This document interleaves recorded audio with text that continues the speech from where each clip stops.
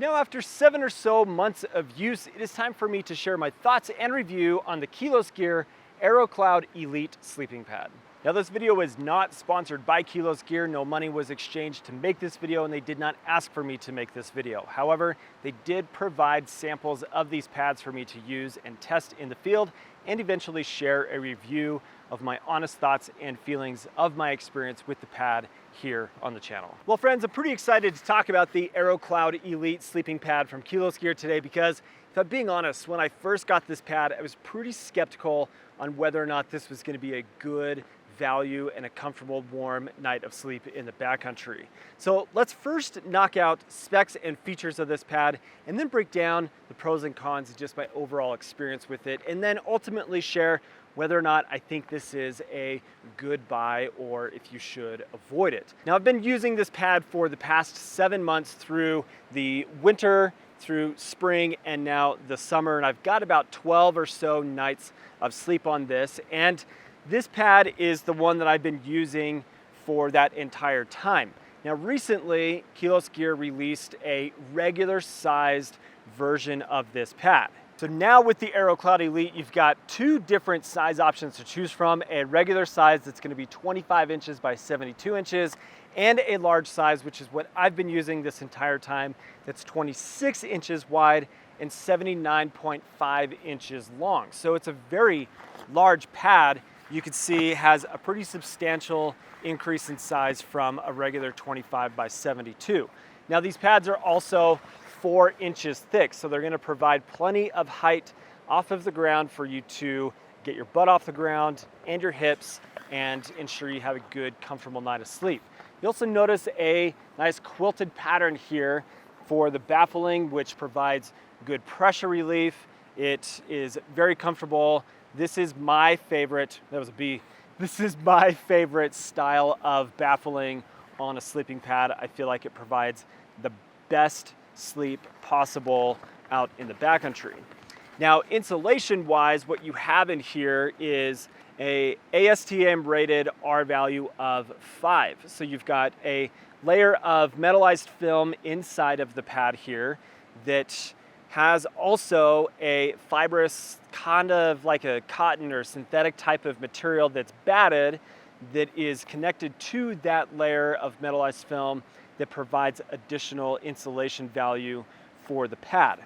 Now, something I'll point out on this pad is you have that single layer, and at each of the weld points of the baffling is a little cutout in the insulation. Now, the fabric that's used on the pad is a 40 denier polyester pongee that has a little bit of a plasticky type of feel, but it's still really soft and it's comfortable to lay on and is durable enough to also be strong for any kind of condition that you would put it in, but also light enough that it's not a super heavy or bulky pad to carry in your backpack. The valve that's used is a nice lay flat design. It opens and then has a second flap for you to dump the air. So it's a one-way valve and then a second flap to dump the air, and it's right on the corner, which I do like because it makes it really easy to dump and push all of the air out of the pad when you're rolling it up. Now, the weight for these pads for a size regular comes in at 21.3 ounces and a size large at 23.15 ounces. That is for the pad only. No pump sack, no storage bag, no elastic bands that are also included in the package, but those are the weights for just the pad itself, which I think is a respectable weight for a 40 denier fabric for how large the pad is, being a rectangular shape, being insulated. I think that is a nice weight for also the price you pay. Lastly, the price you pay for these pads is $130 for the size regular and $140 for the size large. Now, obviously, the big question to ask here is, what is the performance like of this pad? If I'm going to spend $130, $140 on this pad, is it going to be warm? Is it going to be comfortable? And am I going to get a good night of sleep on the pad? Now, as I have shared, I have 12 or so nights of use with this pad from the winter, spring, and now summer months. So I've been able to really put this pad to the test and find out exactly what I like, what I don't like, and what the weaknesses are, and the best things about the pad that make it worth buying. So In the winter, when I took this out, I had this on the snow. Temperatures got to just below freezing, and I definitely felt cold coming up through the pad. I'm gonna get to that here a little bit more in a second, but I felt like that was pretty extreme testing conditions because I wouldn't normally just choose to take an R value of 5 sleeping pad and put it out on top of the snow. I would want some kind of additional barrier between the bottom of the pad and the top of the snow, like a closed cell foam pad.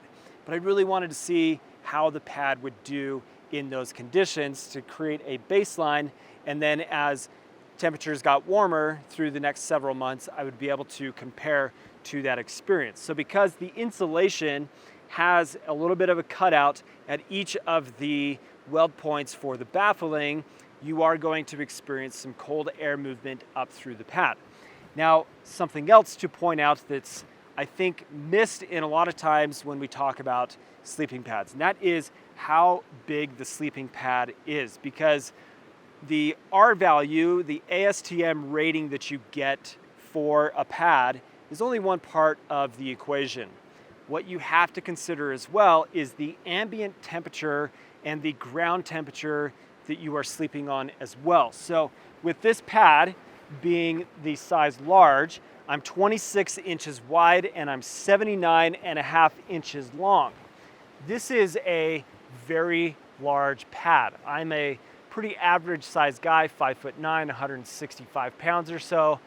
And what I notice is because there is so much pad exposed to cold air and to the cold ground, it takes a lot more of my body heat to maintain keeping the air warm inside of the pad.